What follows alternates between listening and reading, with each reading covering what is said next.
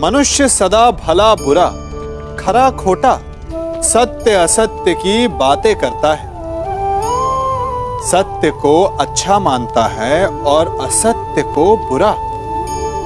परंतु क्या आपने कभी यह सोचा है कि प्रत्येक वस्तु, प्रत्येक भाव का एक महत्व होता है? दोनों ही एक दूसरे के पूरक होते हैं। यदि काला रंग नहीं होगा तो क्या श्वेत रंग की आभा का अनुभव होगा? यदि असत्य नहीं होगा तो क्या सत्य के महत्ता का ज्ञान होगा? यदि बुरा नहीं होगा तो क्या भले पर आपको विश्वास होगा? कुछ महत्वपूर्ण है तो दोनों के मध्य का संतुलन। बुरी से बुरी वस्तु, समय या भाव, कोई ना कोई स्वयं में शुभ छिपाए रखती है।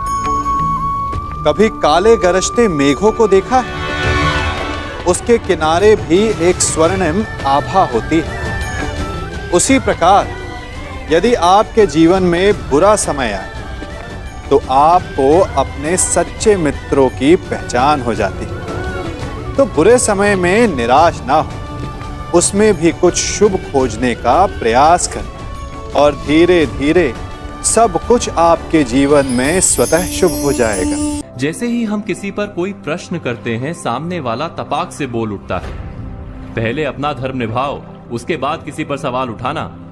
वो कहना चाहता है कि अपना काम ठीक से करो, फिर दूसरों पर कार्य ना करने का आरोप लगाओ। हम अक्सर एक दूसरे पर उसके धर्म पर खरे उतरने की मांग करते रहते हैं, बिना ये सोचे कि धर्म वास्तव में क्या है, उसकी हमारे जीवन में कितनी भूमिका है। एक व्यक्ति का समाज में क्या धर्म होता है, एक पति या पत्नी का एक दूसरे के प्रति क्या धर्म होता है, या धर्म के कितने स्वरूप हो सकते हैं। वैसे तो धर्म के अनेक पहलू हैं, लेकिन सबसे खास बात धर्म की यह है कि वो सबको जिम्मेदार बनाने की बात करता है।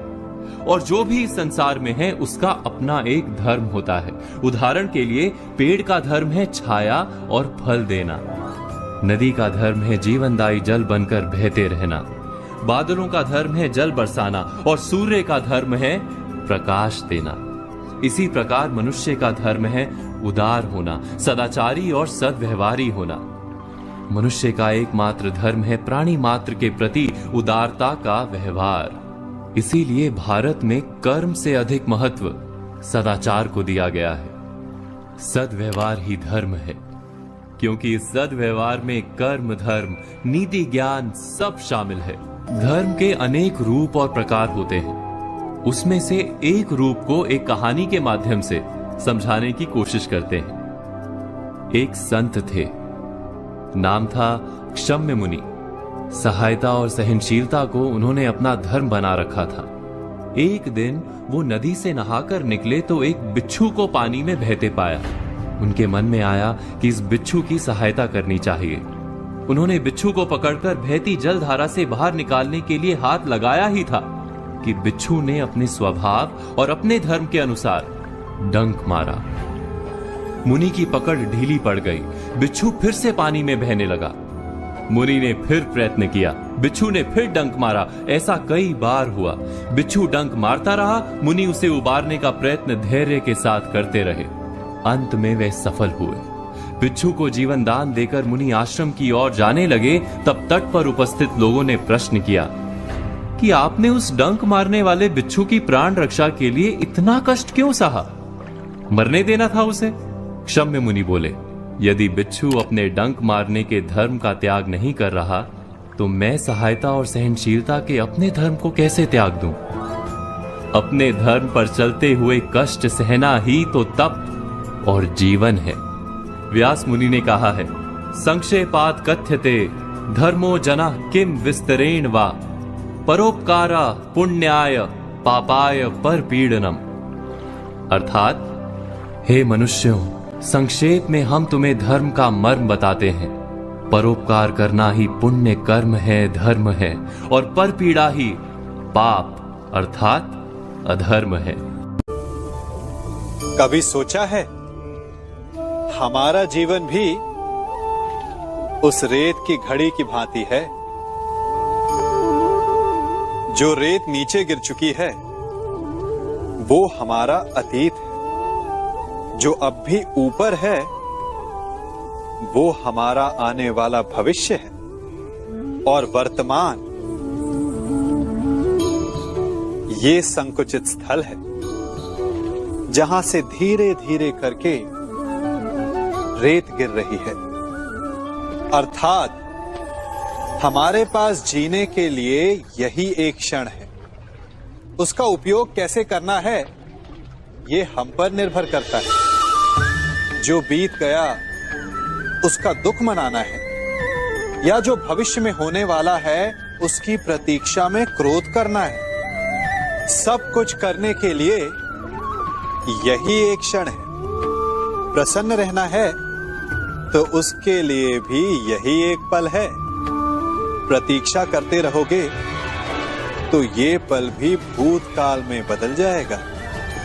इसलिए आनंद के लिए, परोपकार के लिए प्रतीक्षा ना कीजिए।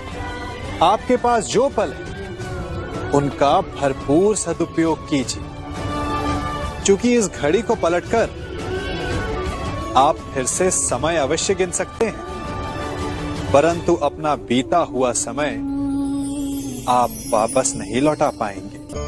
आज मैं आप सबको एक कथा सुनाता हूं।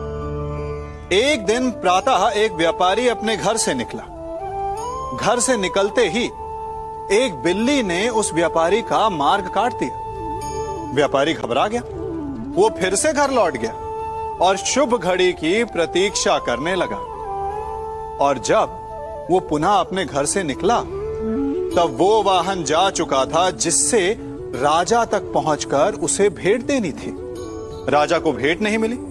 राजा क्रोधित हो गए। राजा ने उस व्यापारी का व्यापार बंद करवा दिया। इस कारण व्यापारी क्रोधित होकर घर पर अपनी पत्नी से लड़ बैठा।